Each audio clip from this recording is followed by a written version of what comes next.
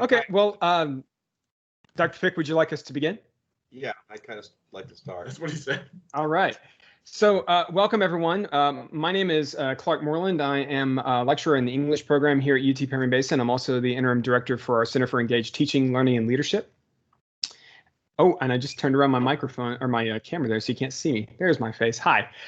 Welcome to Have the Conversation. This is a book talk about Ibram X. Kendi's book, How to Be an Anti-Racist. It's sponsored by the Department of Literature and Languages at UT Permian Basin, and also Sigma Tau Delta was a part of this, was also a sponsor of this event.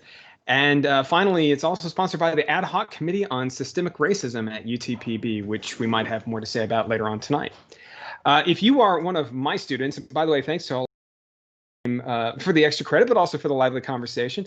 If you're one of my students, would you please just make a note in the chat box, just say hi. Just put your name on there, say, hey, Moreland, you know, just so that I can have a record of you being here tonight and so that you can make sure to get the extra credit. I'd appreciate that. So just put in the chat box, you know, you can put whatever you want. You can put your name, you can talk about how lousy of a teacher I am, etc. All right, so I'd like to introduce our panelists tonight as we are going to be going through the book.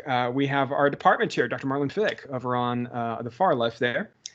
He is an associate professor of English at UTPB. Like I said, he's the chair of our department. We also have Dr. Aaron Graham, who is a senior lecturer in the program, and Dr. Myra Salcido, who is another one of our panelists tonight. She's also a senior lecturer in the program. I also like to recognize Dr. Rebecca Babcock, who's associate professor of English, is also joining us this evening. And if I missed any other of our faculty or sponsors or panelists, well, just let me know in the chat box. Otherwise, greetings to you all.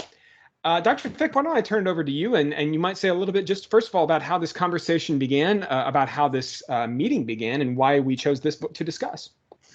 Mr. Moreland? Oh, yes, go ahead. There is no chat box. Oh, no chat box available tonight, huh? Yeah. I tell you what, thanks. Okay, don't worry about it then. I'll make a note. I'll use an actual pen to write this down while Dr. Fick is talking. I'll see if everybody's here. Thanks for letting me know that. I appreciate that. Yeah. All right, Dr. Fick, take it away, sir. Right. So I thought a good place to start might be with Kendi's definition of racism. Yeah. Since a lot of people might be worried that we might start pointing fingers at this person or that person. Conversation's not about calling anyone out for racism. It's not helpful. Kendi keeps all his remarks located on policies that occur in educational institutions and police departments and hospitals and government and from every facet of our lives. There's a kind of understanding ingrained into us that groups are not on the equal footing with each other, whether it's Hispanic or African American or LGBTQ. So what the definition this book uses is that racism is a marriage of racist policies and racist ideas that produces and normalizes these inequalities. He'll give the example of statistics. 71% of white families live in owner-occupied homes. This is just of 2014. I'm an example in my own home. 45% of Latinx families and 41% of Black families. So just right there, you can see on the surface of the data that things are still not equal in this country.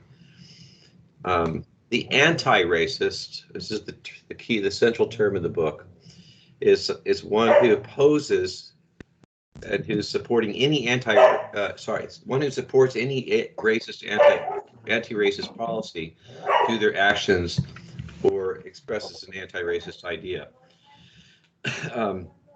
It is not enough, not nearly enough. In fact, we shouldn't probably ever say that. I don't discriminate. I'm colorblind. By saying that immediately. I'm ignoring the problem, and this kind of denial is the bedrock of racism. So I'm going to say what Justice Harry Blackmun wrote in 1978, which is in order to get beyond racism, we must first take into account race itself. And to treat someone equally, we must treat them differently, right? And what does that mean? Does it mean I want to treat somebody differently with the understanding that a person may not have received the same, say, acquired knowledge that I have, and they're going into it, take a test? Is it fair to treat them all the same? I have a student who is privileged, and I have a student who grew up in a ghetto, and I'm testing them on their acquired knowledge. The student who grew up privileged is going to do better on the test. So it doesn't make sense in the Supreme Court's understanding of this to treat everyone the same.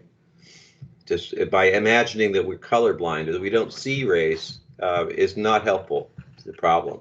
I think this is core to it. Does anybody else want to chime in on that point? I'll chime in on that point as well. It seems like an essential part of Kendi's analysis is, I mean, if I could distill it to a phrase, is to treat each individual experience as if it was a world unto itself, to treat each person as if they were a world unto themselves, meaning that we can't homogenize experience across the individuality of an individual's lived experience, right? We can't say, okay, you're from, Mobile, Alabama, and so your experiences are X, right? We can't say that because you're from Odessa, Texas, your experiences are Y, right? And this is the thing is, us as educators, right? It is incumbent upon us to treat students and individual and in the public policy sphere for those who have the power and the levers of power to make policies which affect individual lives, right? To treat them as individual spheres of experience and not as part of a homogenized group of humanity, right? That there are individuations which occur not only because of people's lived experiences, but because of the systems which have been in place which configure and skew those experiences in different ways. And so to pretend that and this is what Marlon's talking about with the color blindedness as a veneer, a patina of decency, right, is that it obscures the fact that the systems that are in place do differentiate based upon what is considered acquired or properly acquired knowledge, right? The IQ test, not the student, but the IQ test, the SAT, the ACT, these things measure a amalgam of certain segments of knowledge which are inculcated in certain communities and are taught to be disregarded in other communities. And who teaches that disregard? The educational institution and the social institution and the governmental institution, which has segregated at least socioeconomically, if not geographically and ethnically, these communities to begin with, right? And so the fact that we see these bleedings over from the assessments we make of individuals, which arises from the social and cultural situation they are put in, not only as a default of their ethnic, religious, socioeconomic background, right, but as a result of government policy, which implicates them into these sheared off communities, right, that then determines the way we assess their credibility, their knowledge, their success, right, and allows them access to the venues to self-improvement, quote unquote, allows them access to pull themselves up by their bootstraps, right, which is then abrogated by the fact that they are not granted the venues to access that other people who have privilege to access the knowledge which is assessed, right, in the same fashion. That was a bit of a long-winded contribution, but I think. Well, I have a question along those lines, and I might be getting ahead of ourselves a bit here because certainly I do want us to be thinking about the ways in which we can bring this book to bear on not just government policy, on economic policy, but on educational policy specifically, having to do not just at a sort of a national or global scale, but even at the local level. You used the word assess there a few times, Aaron. I don't know if that was intentional or not. So students, if you're not familiar, one of the sort of tasks that we are charged with right now as instructors at UTPB across the core curriculum is assessing outcomes. This is a bit different than your grades, although it's related. But basically, it's we get these outcomes from the state of Texas that say, students when they leave your class have to meet these learning outcomes. They have to demonstrate mastery in these areas. I wonder what Kendi would say about educational assessment, guys. He says skewed toward the default race, that there shouldn't be a default race, but that the power base has a say over what constitutes a good outcome or a good grade as far as that goes. We like to think that we can create tests that are objective, but there's no such thing as an objective test. We're whatever we put on the test, we're placing a value on that, and that often that value is covering up deep-seated biases that we're not even aware of. There's a test outside Kendi. Something we recommend, our committee recommends to everyone, is that they go and take the Harvard implicit bias test. It's annoying as hell to take it because you're using two fingers to signify things, and but it really is enlightening. I knew going into the test, for example, that I was going to fail it, and I did. I failed it, like a typical white guy. I just have these things floating around in my head that are assumptions that I've held all my life because I was told that that's how things are. So good. Rebecca says she's taken it too. Yeah. I think there's a meta point to that test too, right? Is it's not even necessarily like, I mean, it is also like your cognitive awareness of how you flunked or did great or whatever at that test, right? But just the questions that it's asking you ingrain or rise to the level of awareness in your mind, like, oh shit, like, hope this isn't publicly broadcast. Oh crap, like I never thought about that before. Like, and it's in the process is the education in that sense, right? That even whether you do great or fail the test, right? I mean, obviously, I don't know. I don't know obviously anything, but like whether or not you pass the test or you realize, wow, there's some things I've been harboring that I don't even realize, but now it's in your wheelhouse to deal with, and now you have the actionable intelligence to work with it, right? Yeah, conscious. Yeah, it rises from that level of the substrata to the strata, right? That's key. Which kind of goes back to then his definition of racism and of racist policies, that so often we associate racism with a judgment on people, whereas it seems to be that Kendi wants to make a point that policies are what's the focus, should be the focus, and that's what an anti-racist should focus their efforts on. I think on that. Sorry, Mom, I don't. No, I'm just saying, yeah. So I think so, and this is something when I was reading Kendi's book, and just with like obviously my own experience being from the South recently is not the same as somebody who is from the South or somebody who is African American from the South, or let alone African American and female and from the South, right? But just from a semi-distant perspective, right? I was thinking about was so Jim Crow, right? Let's look at Jim Crow. A policy that was enacted with the specific telos, the specific end of disenfranchising, not only from the vote, but from participating in society writ large, people of a different color, right? Obviously black people specifically, right? But I think it would apply to people of different colors at that point in time if they happen to be in there. But the point being is that, like, Jim Crow was not a bunch of disenfranchised pre-MAGA farmers coming together and saying, like, hey, let's keep these folks who don't look like us from drinking from our water fountains. No, it was an institutionalized governmental at the federal and state level policy that gave license to individuals enacting that policy, right?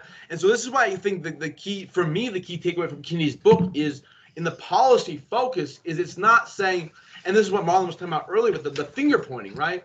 Is that it's not saying, hey, you racist hick, X, Y, and Z. It's saying, like, look at how these ideologies that can end up playing out with, like, some a cop pulling a black kid over and treating him unequitably, right? Or pulling him over because he's black, or people being treated unjustly because of the color of their skin, right? How these individual actions are not initiated at the level of the individual. These actions are initiated at the level of the system, in the same way as Jim Crow, as much as it confirmed the biases or the realities of the South at the time, right, were also initiated by the federal government and then enacted apropos to that by the people in the South. And Myra, I'd love to invite you into this conversation too, to see kind of if you're tracking along with this, with how we are sort of identifying the core theme of the early part of Kendi's book. But before I do, Myra, I just wanted to add one point there. Students that are in my classes are pretty familiar now with Martin Luther King, Malcolm X, with Jim Crow, with Frederick Douglass, and the abolitionist movement.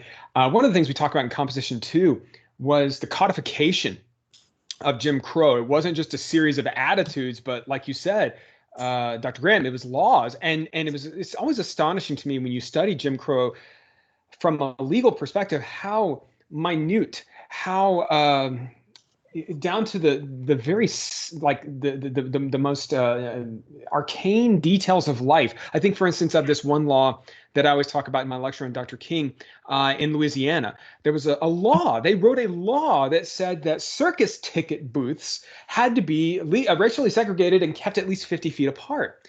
And you think to yourself, who the hell? I mean, writing a law is tough. It takes time and money to lobby. And I mean, how do they write a law about this? And that shows you how just sort of like kind of like a cancer got infected in every single cell of American life in our century. Myra, I'd like to toss it to you if you don't mind. From the early part of the book, what did you sense some of the major themes? What resonated with you in the early part of the book, Myra?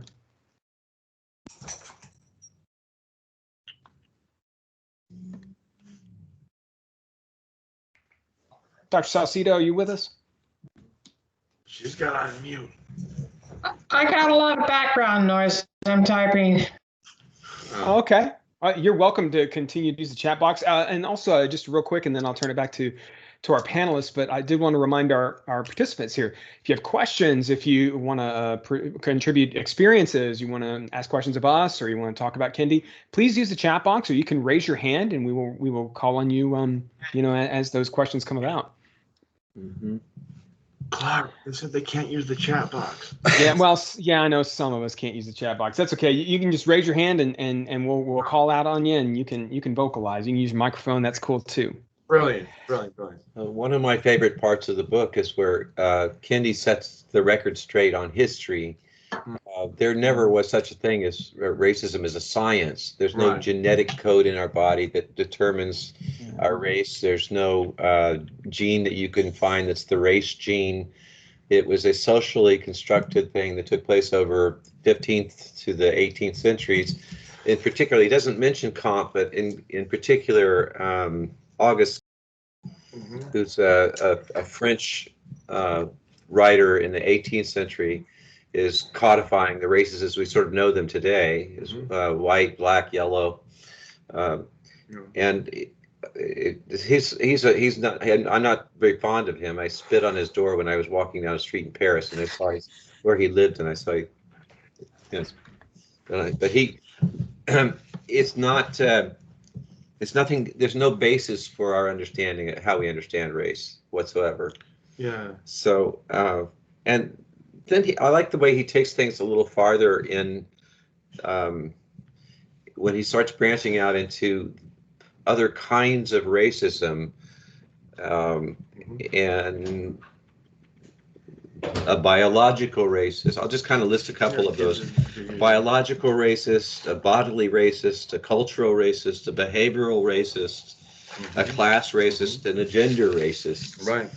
So and some of these play off an idea of intersectionality, Yes. which I'll defer to Aaron to clarify. What is intersectionality? Because we may have multiple and layered prejudices at work in our judgments. Right. Are you deferring at this point? Yes. Okay. I'm deferring. So I think, Matt, if I may go back before, to the Kampf comment. There's also, and this is just I will get to the intersectionality point, I promise. But the idea of race as Kampf constructs it, I think, is impossible without the segue of Hegel. So I just personally, as much as we can, I mean, we can do horrible things to Kampf's gravestone and doorway and whatever. I want, yeah, amen, brother. I just want to wary the students and the community writ large to people in the academy who further Hegelian notions and aren't aware of Hegel and what he stood for per se. So Hegel, he has this kind of deified personification of the binary, the dichotomy, right? The Hegelian dialectic, right? A and B are in conflict, and so you have a synthesis that gives you C, which is better than A and B, right? And even through the negation of B, right, A proves true. The problem is the way this plays out in his politics and in his philosophy, and especially his philosophy of the spirit and his political theory, is that, okay, A is Germany in the 1800s, B is Africa in the 1800s. Well, son of a gun, those Africans are living in huts, and they don't, which is, to further this is a notion of the ecological, the biological, the economic racism Kendi's talking about, right? This is the apotheosis of that, right? And so Hegel says, well, we have steam engines in Germany. And so because humanity is progressing towards the telos of knowing the absolute, the mind of God, through our technological innovation, any society which is not as technologically advanced. So we have this moment. Hegel is masking biological racism under the patina of technological innovation, right? Like, exactly. And he's saying then that because you people in Africa are not as advanced in the technological innovations we value in the West, first of all, and secondly, that we in Germany find, productive, right? That your culture equals less than ours, and your culture then must be eliminated in the synthesis, right? Because the synthesis in the Hegelian sense is the elimination of B for the privilege of A, right? And so at that point, the progress of history requires the subjugation or the bringing up to speed of Germany of the not your Indo-European peoples, right? And so I think, yeah, young German still exactly, Rebecca. It's the same. It's manifest destiny, but it's the Magna Carta manifest destiny, if you will, right? It's the license to do this to the world who's not at the same speed as Germany under Hegel. And so I just want to, and maybe I'm being somewhat unkind to Hegel. I don't think one can be too unkind to Hegel, but I just think that there are in some of, I mean, I'm also new to UTPB, at Emory, at UNCG, at D1 research universities. There are some Hegel fetishists out there who believe that they are woke, and I just want to say that, like, I think those are mutually exclusive terms. But just let that pass. So whenever you hear a professor, even me, if you take my class, say Hegel, you best give them side eye, because it's not a kosher thing. So I mean, it's important though. It's important that they say Hegel. It's important to know Hegel's place in creating the mess. Yes. Especially when we get into geopolitical problems. Yeah, in World War I. Well, the rise of fascism. Yes, absolutely. The notion that we would give our allegiance to the state the same way we would give allegiance to a family is a false analogy. And it is. It starts in Hegel. So it is, and Hegel just. I have a feeling that Dinesh D'Souza is also a biological racist. I mean, yeah, his book, The End of Racism. Oh yeah. It is specious at best. Well, it's got a false title, The End of Racism. Well, yeah, which means the end of. I mean, which means they're going to turn a blind eye to the problem. Which means the end of humanity. Because, and here's the thing too to understand is, like, there's maybe just in to dissect for a second our political discourse in Texas, maybe especially since I've been here, right? The idea that like racism is our DNA, like this is not a false flag operation. This is not something that people are saying to get votes, right? The earliest skeletons we have of humanity have spear points in their ribs, right? Not from the tribe which the individual belonged to, from the neighboring tribes, right? And so we have amongst us this ingrained genetic desire to differentiate the other from us, right?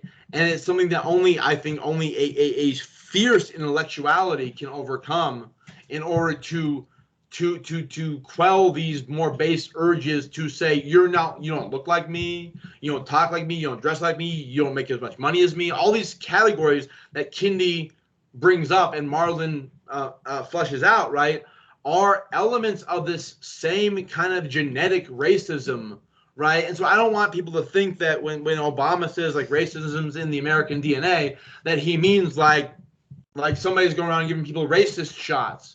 Right, although I'm not going to talk about COVID. I'm sorry, it was a bad joke. But anyways, but the point that it's not in even our American DNA. It's in our American DNA, but it's in our human DNA to differentiate based on tribe, appearance, dietary habits, fashion, right? And the way that it's been used and leveraged for political gain in the United States is the uniqueness, right, to the scenario. And so, sorry, I mean, I've completely gone afield from intersectionality, which I'll... Yeah, intersectionality Please, go ahead. Sorry. Well, it's that I may have more than one bias. Imagine, say I'm a male. I am a male. You are. But who is hard on women, though. You know? And a racist at the same time. So now I'm combining sexism and racism, or maybe I'm homophobic. So now a black lesbian feminist is going to be, my worst nightmare. Right. So this is the way that intersectionality works.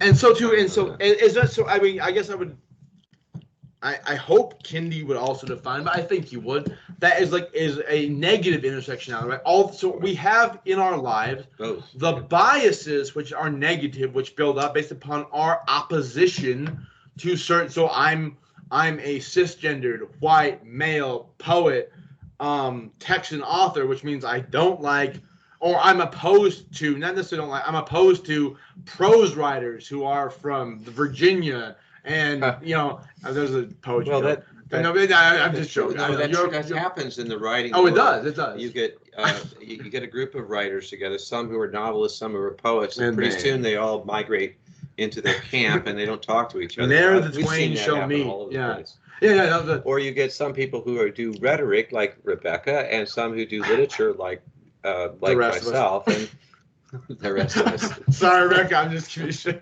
Hey, Myra's a compositionist there. I'm a compositionist. But then they migrate. We start migrating into different departments. Right.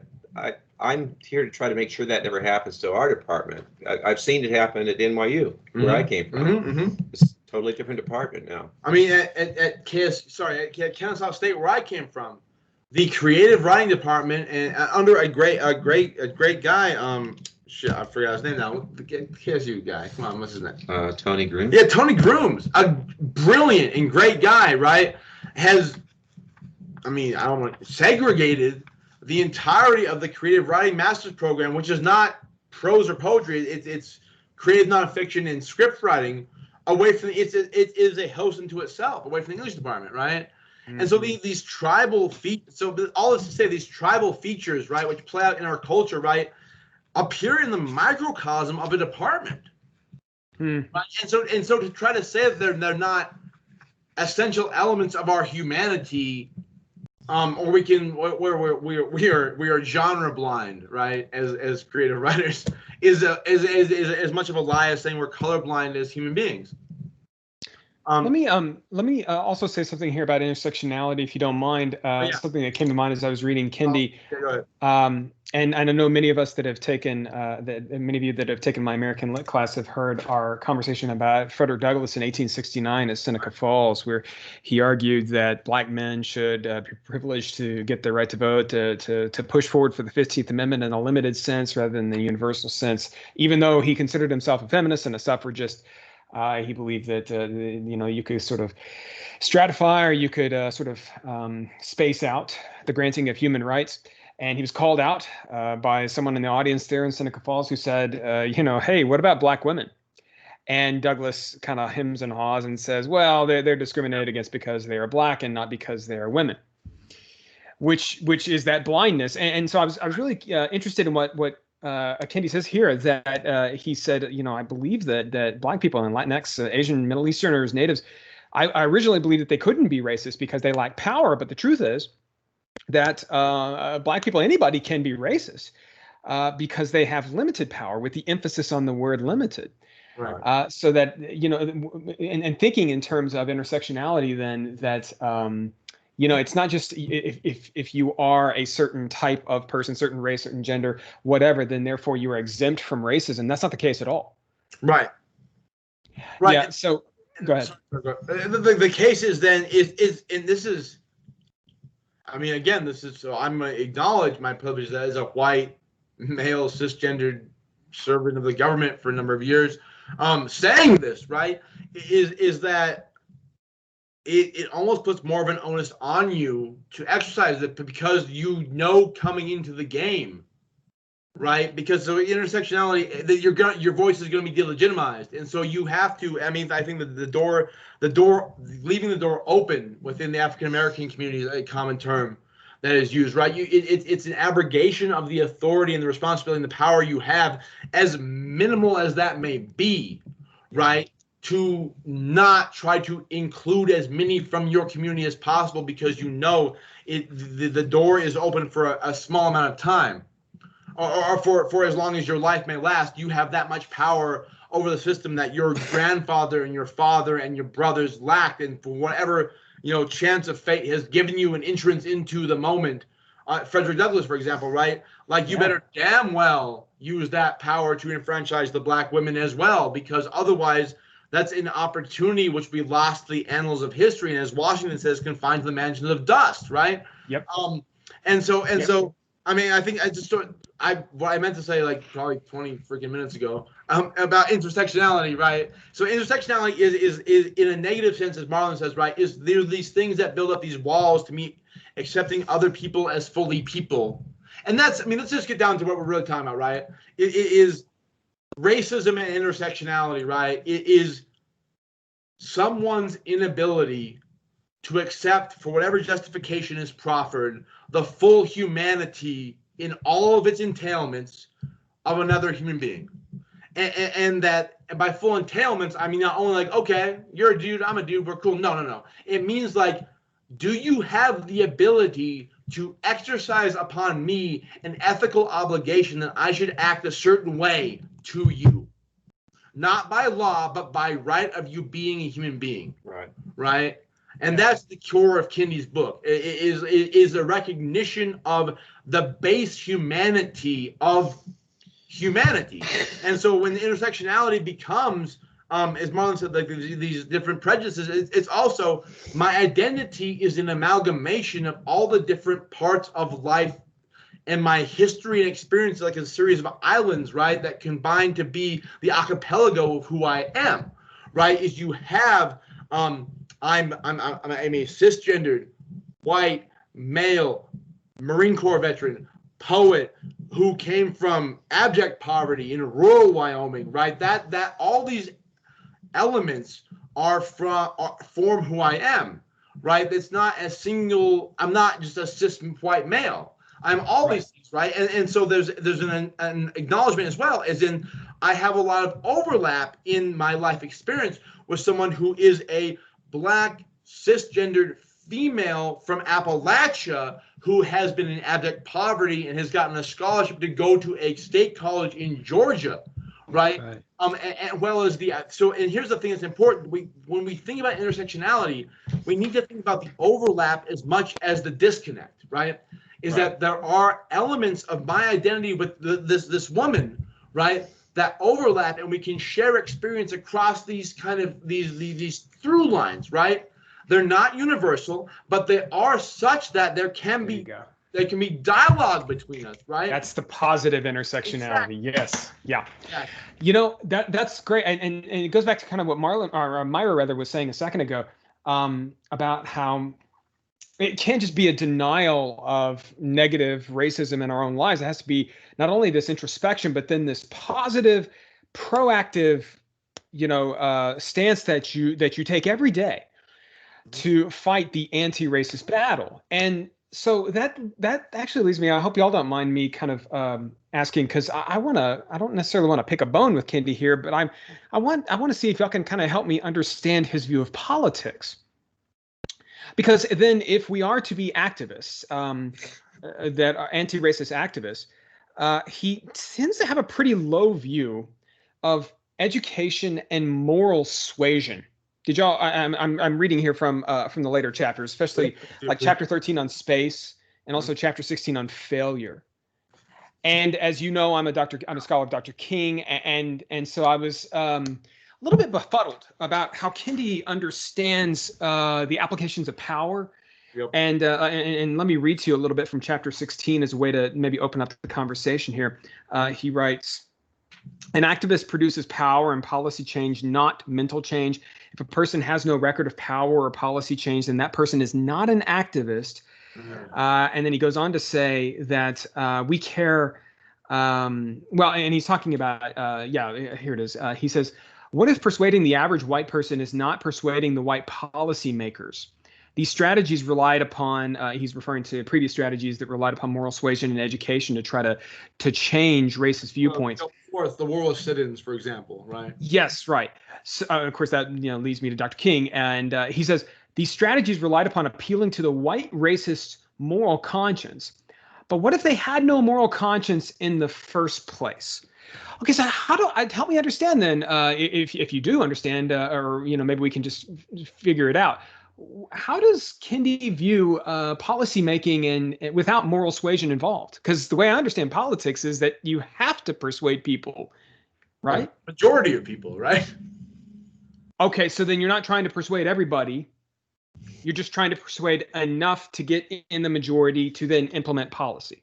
Right. I mean, from a, I don't want to use the word Machiavellian, but a real politics standpoint, it would seem that way. And this was actually a question that I asked Marlon earlier today, like, should I ask this question, right? It seems that, okay, so if we take, maybe this is too far afield, but I'm trying to bring it down to the pragmatic application. If we presume for a second that intersectionality means that there are more divergent pathways than there are so by divergent I mean there's a black trans woman who's from New York, right? I'm a white cisgendered male from Wyoming who's been in the military, right? That there's not a lot of throughways that we can, at least on the surface level, identify between us, right? That then I have not, and this is an epistemological question, meaning a basis of like, how do I think about knowledge in the world? Right? How do I construct my knowledge about this person who, on a human level, damn it, I care about, and I care about their oppression, and I want them to not have to deal with the crap they deal with every day, right? But under Kendi's rubric, it seems like I can't access their experience across these intersectional boundaries that I don't share, right? And so it seemed to me at first, and I think this discussion has been elucidative to this point actually to me, when we're just talking about it, is my initial thought was like, well, then I am ethically and politically paralyzed to act. Because anything I do, by definition, as an epistemic matter, cannot be even if I identify as an ally, right, because there are these these divergent intersections, which as if I'm being just intellectually honest, can't identify with, right? Like I can't be an ethical advocate or a political advocate for their experience being validated because, well, I just don't share it. And it seems an ethical and pragmatic respect matter that I then act in a politically paralytic manner, right? Otherwise, the thing I would be doing would be disingenuous to my being an anti-racist and would be somehow problematic in my, I mean, colonizing might be the wrong word, it might be the right word. In me advocating for this individual is, in a sense, whitening and colonizing their experience in a political discourse, right? And that's my concern. And I think Marlon has a good answer. I think we gave a good answer earlier, but Marlon, please. Well, if I understand the dilemma that almost between Kendi and King. Kendi King dilemma. Do we use moral suasion as an activist? To make our policy decisions or our agenda? And if I'm an activist, I would think, I'd like to think I am to some degree. Yeah. As an activist, I would like to, if I have a choice between changing the heart of the guy who's going to shoot me because I'm black, or getting a law to keep him from shooting me, I want to get the law. Like there's a faster track first to getting a law, and then if we can change his heart, great. But so let me push on. Sorry, I mean, is that so? And this is the Woolworth sit-ins and the King's recognition of civil disobedience as the reciprocity, is the necessary reciprocity to change through political suasion the minds. Is like, well, what if, Marlon, you being shot as a black man means the law is passed? That becomes the case that is taken to the Supreme Court that enables the motion to have the law passed. I mean, you can't. I mean, well, and I'll toss in Malcolm here. I mean, I think, Malcolm at Oxford saying, what's the point of passing the Civil Rights Act and then 3 civil rights workers are murdered in cold blood and they won't enforce the law to go chase after the murderers? That's I mean, systemic issue. Yeah, no. It seems to me, and I'm glad we talked about Du Bois a second ago. It seems to me that Du Bois is kind of Kendi's hero here, and Du Bois and NAACP. I mean, they advocate for political solutions, and certainly, I am political in the narrowest sense of the word. And I just, in fact, it was one thing also that he mentioned here, Malcolm X. He said, racist power believes in by any means necessary. We, their challengers, typically do not even by some of those inspired by Malcolm X. We care the most about the moral and ideological and financial purity of our ideologies and strategies in fundraising and leadership in organizations, but we care less about bringing equitable results for people in dire straits. I think that's an interesting point. Do you think that, Marlon, do you think, and Myra, please jump in here too, the rest of you, please.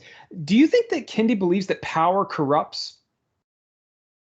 I think he does. I don't think he ever says that. I don't recall him saying that per se, but he does say that if you're in the power base, and he's not the first to say it, if you're the powerful, you're not going to roll over and just give your power away. Yeah, it can't be forced. Well, this is okay. That's the thing. And guys, you've taken competition too. Students of mine, I know we've talked about this ad nauseum. But what do we mean by forced? And Kendi draws an interesting distinction. I was really interested in this between demonstration and protest. Right? Yeah, he did. I forget what he said. Basically, demonstration is simply a sit-in, a march, which is easier, he says, easier to organize, easier to pull off. But a protest is not necessarily about using moral suasion, but rather about moving the wheels of power. In other words, forcing people in power to either relent or share or change racist policies. Yeah. So does he mean violence? No. I mean, I don't think so. Well, how do you force people if you don't use moral suasion? So it makes you think about like boycotts, economic. So yeah, I'm sure he'd back that. So my sense is he would. In hearing that, so I mean, I don't have any freshman comp students here because they apparently don't care about extra credit. But I teach Solinsky's rules for radicals. Yeah. And in that he goes over. There's an example with the Chicago 9, right? Or Chicago 7, 6, 7. It's the Angola. Wait, Move 9, Angola 3, Chicago 6, right? Yeah.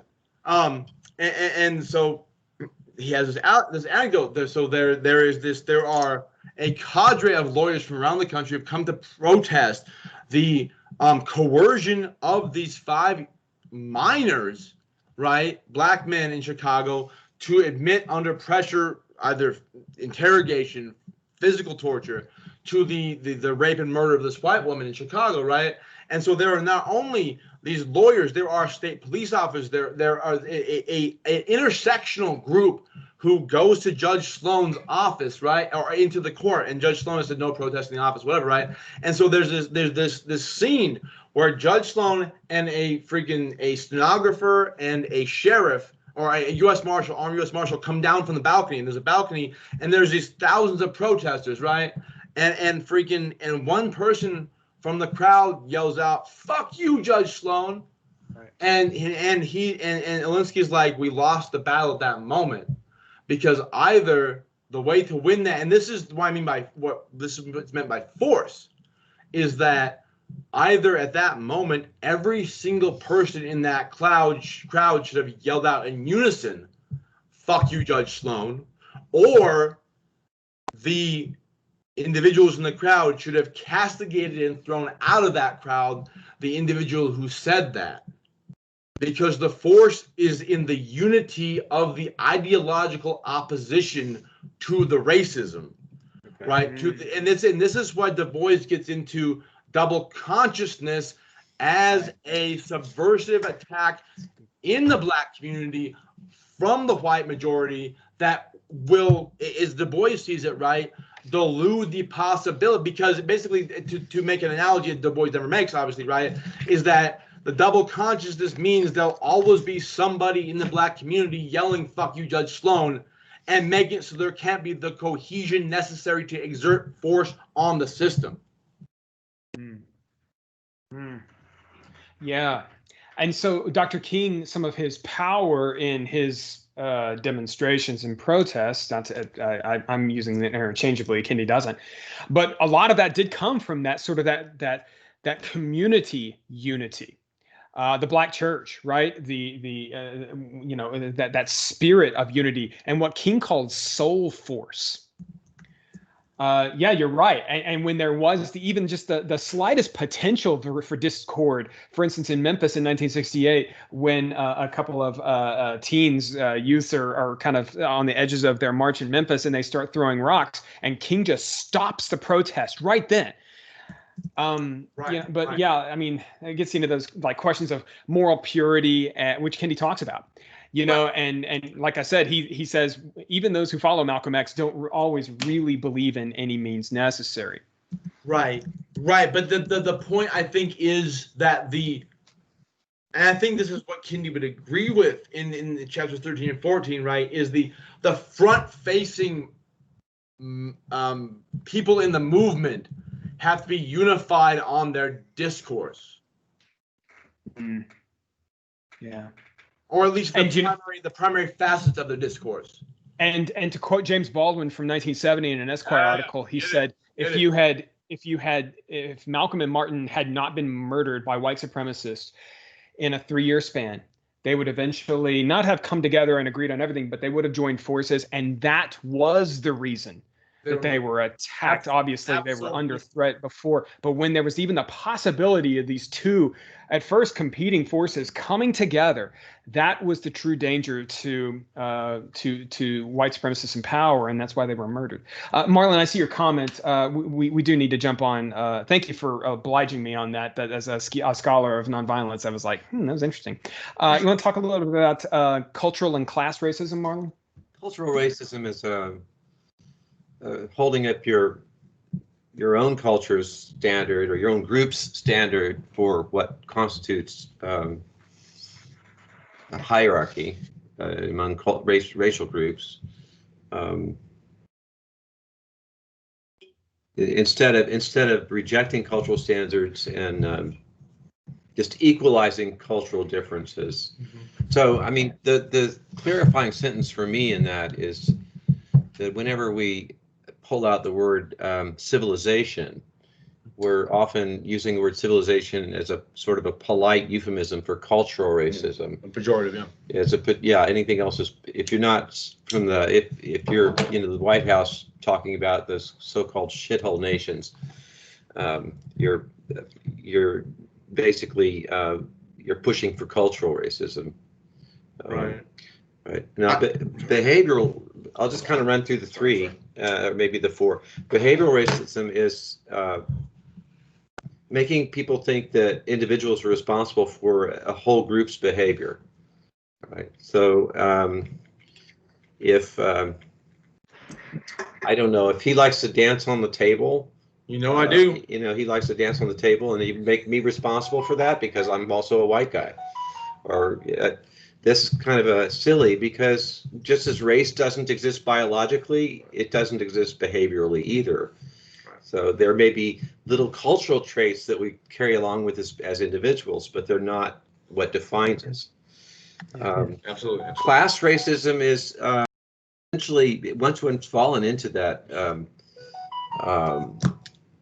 underclass as a result of being a minority, then the capitalism exploits those people.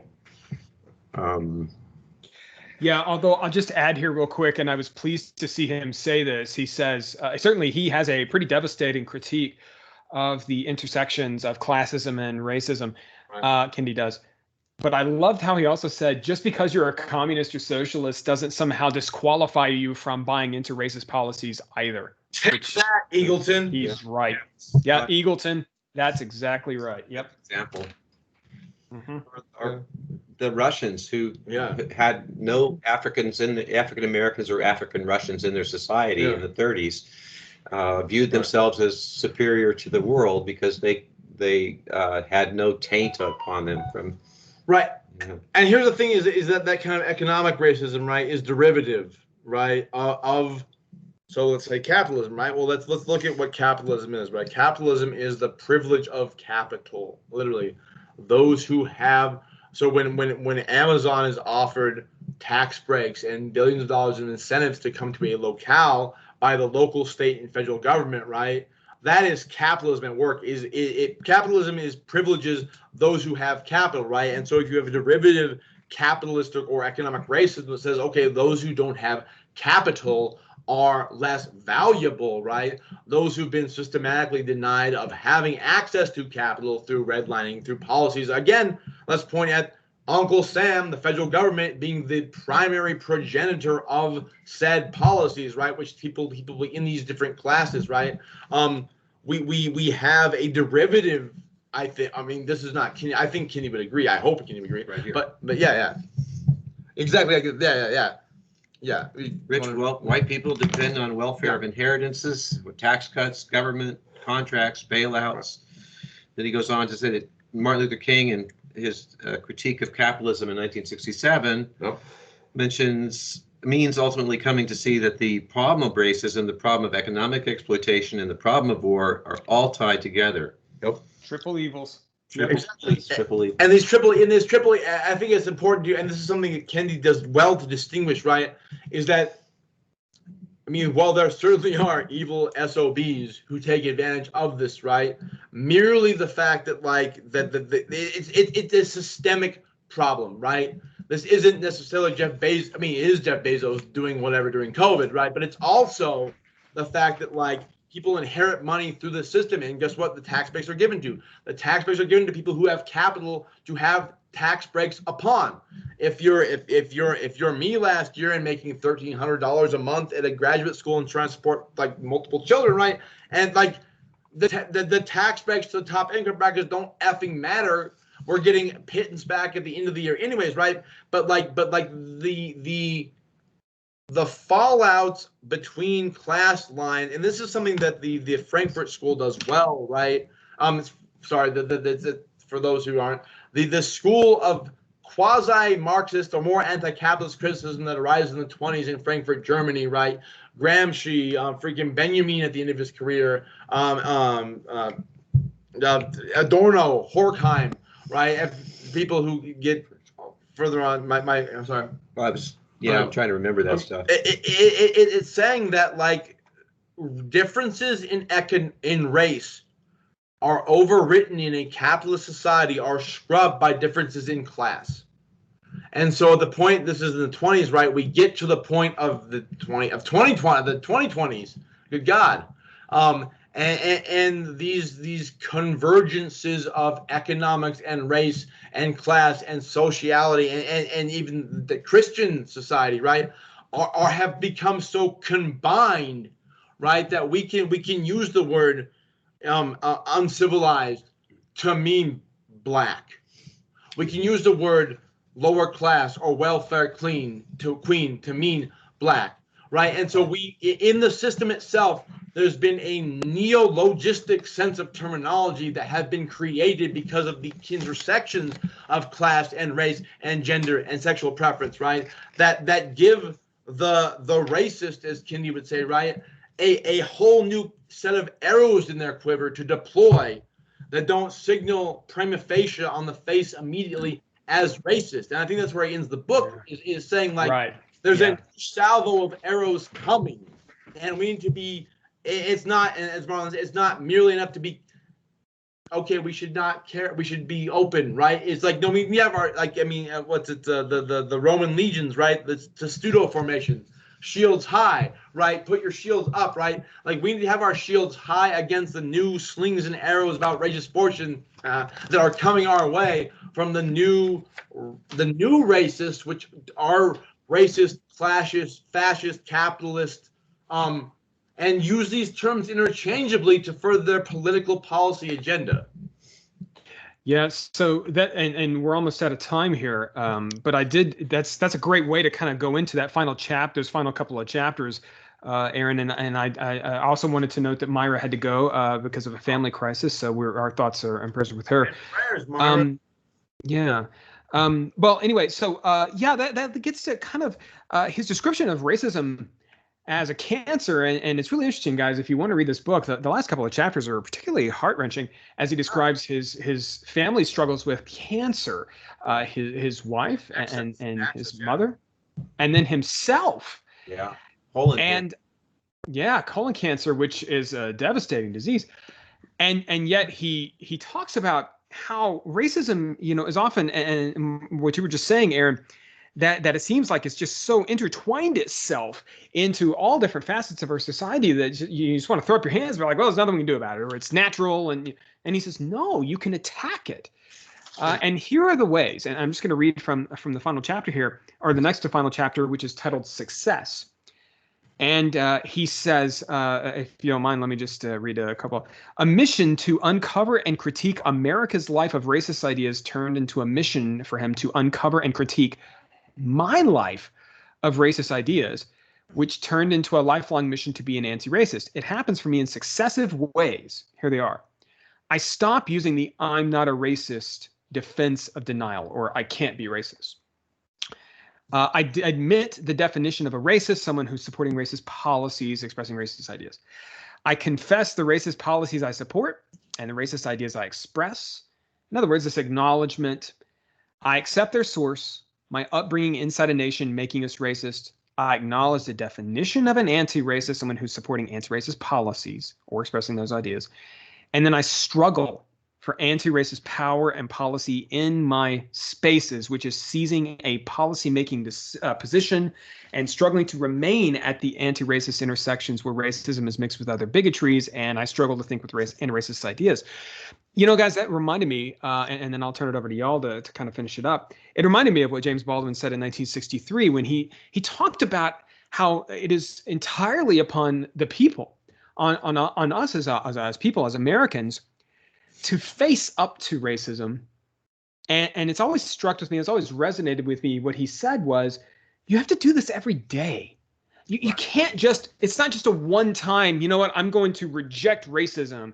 I mean, that's a great start, but it's something that's like a continual and gradual sort of realization and struggle, both not only in the policy sphere, but in your own mind. You know, dealing with those ingrained ideas or recognizing them when they appear, those prejudices. It's a continual struggle. And I appreciated how Kendi was kind of, that resonated with me in the ways that Baldwin did too, that I have to begin with the fact that even if I consider myself progressive or not racist, I still may subscribe to racist beliefs. I may still support racist policies. And I've got to just continually work through those to be an anti-racist.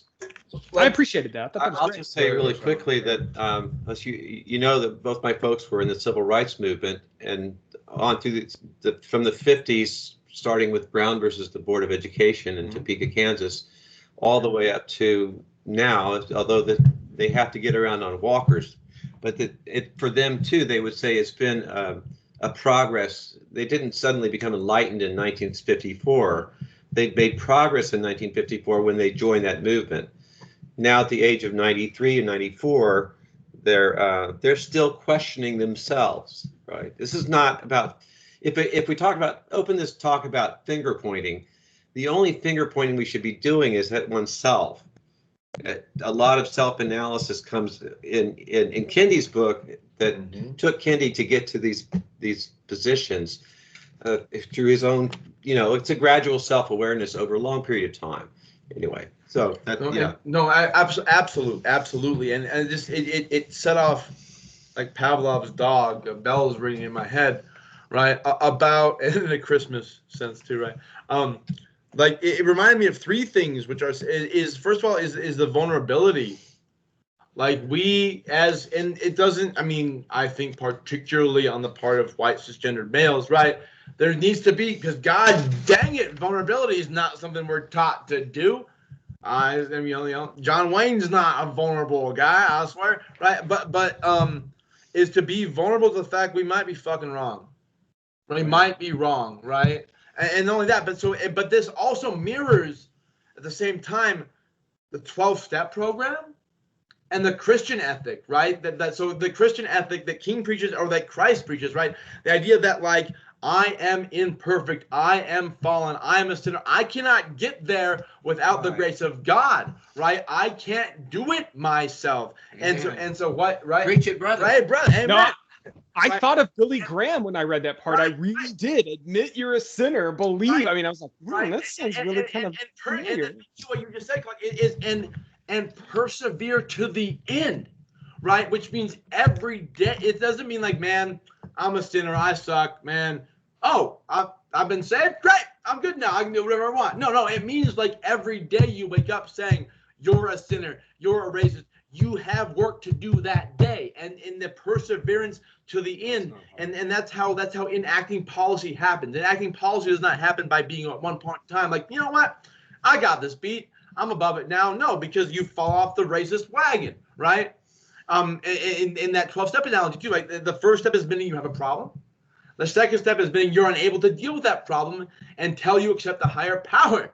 Right, and so whether that higher power is the Constitution or basic humanity or Jesus Christ or God or Shiva or whoever, right? The point of the matter is that you can't do it yourself, right? Is that because of the DNA of our racism, the DNA of our humanity, right? Right? It is so fraught and flawed that we need whether it's the community, the people, we need to acknowledge that we don't have the answer ourselves. And I think at the base level, what Kendi's saying is he's acknowledging in his own life, right, that like even that his identity has been so fraught by the community and the society and the culture he's been brought up in, right, that he has to acknowledge his own susceptibility to the ways of thinking which are themselves racist. And to think that he could think that, right, means that we should double think that. Or we should think doubly hard on the matters that inform us unconsciously, that require day-to-day fighting. And this is one I'll leave with, probably not necessarily the greatest anti-racist of our time, but the T.S. Eliot's quotation. He's like, like we as humans have to strive every day to be above the level of reproach. And I think that we as anti-racists, we are those who want equality, though maybe we don't, and we can have to admit also, we don't even know what that looks like. Like in a real sense, right? We've yet to discover that. But we have to admit that we have to strive to the level where we actually want to think about what equality looks like. And then we have to continually battle in the policy sphere to see results. And like he said, try things out. If they don't work, try something else out. Configure and reconfigure. It's a scientific method in a way, right? Oh, that was not it. Well, that doesn't mean we give up and throw our hands in the air. It means, damn it, we double down. Yeah.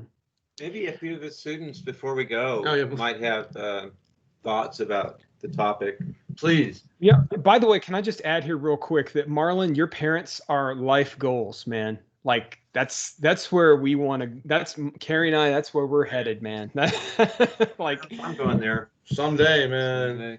Yeah, guys. If y'all don't know, Dr. Fick's parents actually knew Dr. King, which I remember the first time we talked about that, it just blew my mind. I was just, oh man, I was so a cool. kid, so you know. Did you sat? I did. I sat. You sat in King's lap. Man, that's so cool. Hey, so students, or at least my students, not all of them are my students, but thanks for coming. I do want to ask you, you know, if any of you have read Kendi's book, or it just kind of what we've been talking about tonight. Gosh, we talked quite a bit about Malcolm X, Martin Luther King, and methods this semester. We also talked about methods in my American Lit class. Marlon, I shared with my American Lit students my experience at the June Black Lives Matter march and some of the promise and perils that came from that march with our students, and we had some really good conversations about that. So yeah, we want to open up the floor for a couple of minutes before we let you go, guys. Any comments or thoughts about what we've said tonight, or questions that you have about Kendi's book or about what we've said? And you can use the chat box. You can vocalize whatever you want to do. It's cool with us. Say stuff. Well, Aaron, give him a minute. Sometimes it takes time to. Sorry, I'm still learning that uncomfortable sound. I'm new, man. I'm new. I'm like he's young. I'm young, and yeah. You're not the baby boy on the block anymore, Clark. Hey, Clark. Hey, look at this hair I've lost. No, I tell you, and guys, yeah, that's something I have learned as a teacher is to embrace uncomfortable silences. And my poor students, God bless them, they know it well. I'll just sit there and look at them. You know, my students have learned that too. But this semester, I'm like, I got Clark, and I got Becca, I got Marla. I'm like, somebody should be talking. What's going on? It's usually me. I'm sorry. And Myra's gone, but she was here. All right. Well, I do want to thank everyone for coming today. I want to thank especially our panelists, Dr. Myra Salcido, Dr. Aaron Graham, and Dr. Marlon Fick. You guys were awesome. The book is, there are several versions of it. By the way, I actually read this book on audiobook. And it's read by the author, and you know how audiobooks are. Sometimes they're kind of iffy. He's got a great It's really voice. good. He's got a great voice. It's what is it, 8 hours long, which is not long for an audiobook. There's also a Kindle version. This is an important book for our time. I think this is a book we're going to be talking about in 20 or 30 years. So at least it will be. Sorry. Let me subversively plug the fact that I just did a check today. It's not available in any format from our library. From our campus library, it's not available to a student in any format. Just need to tell your chair. Oh, I requested 8 copies today, so that's been done. It's been requested by 8 copies and the audio version. But I just want to say, I was like, hey, before this thing starts, let me go and see like how many. Cause I was hoping to go and try to check it out, and found out like all 8 copies have been checked out, right? And they're like, oh, we don't have that. What is that? I'm like, oh. So they've ordered it now.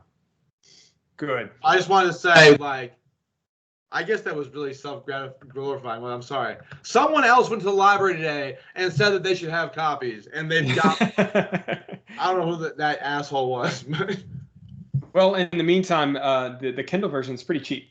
if you're looking for a discount version of it. And you get, if you do the Audible subscription thing for a month, and then make sure to remove your payment information because they'll come after you. You can get it for free, as read by Ibram X. Kendi, which is a treat. I agree, Clark. It is. It's great. Yeah. I don't get books read unless I have Audible, because I listen to them on my way to work or when I'm working out. Dr. Babcock also commented here, and thanks for coming, Dr. Babcock. Actually, no, I listened to it on Audible. It was streaming on my phone. So, sorry, you're gonna have to get a smartphone, Rebecca. or a Discman in the 8-disc series. Rebecca's the wooden box on the wall. Someday I'll tell you about my experience listening to the entire King James Bible on CD read by James Earl Jones. Yes. Have you heard? Oh man, it's incredible. Anyway, I'm gonna bronze those CDs. Good times, good memories. Amen. All right, well, it's 7 o'clock. I'm gonna go eat supper. Thanks all for coming. Please feel free to reach out to us if you want to continue the conversation. If you want comments, this will also be recorded. If you want to share with folks, you can. Dr. Vic, Dr. Graham, anything else you want to add?